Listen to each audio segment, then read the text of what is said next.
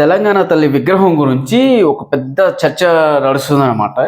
వాస్తవంగా అసలు తెలంగాణ తల్లి 2014 తెలంగాణ వచ్చే నాటికి ఇలా ఉండేదన్నమాట. ఇలా ఉండేది.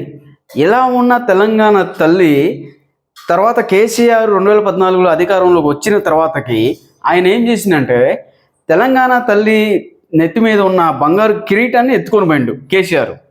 ఆ తర్వాత మన తెలంగాణ తల్లి చేతిలో ఉన్న బంగారు పళ్ళెం ఏదైతే ఉందో ప్లేటు, ఆ ప్లేట్ని కేటీఆర్ ఎత్తుకొని పోయిండు.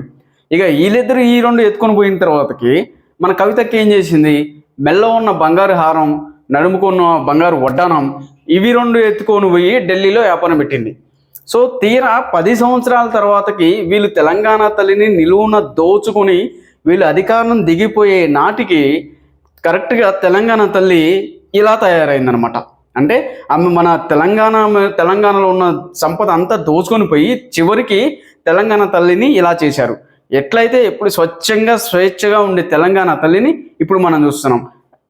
అలాంటి నిజమైన తెలంగాణ తల్లి విగ్రహాన్ని, అలాంటి ప్రతిరూపాన్ని ఈరోజు మన రేవంత్ రెడ్డి గారు మనకు చూపిస్తున్నారు. వాస్తవంగా అప్పుడు అలా ఉండేది, కానీ వీళ్ళు దోచుకున్న వల్ల తెలంగాణ తల్లి ఇలా అయిందనమాట.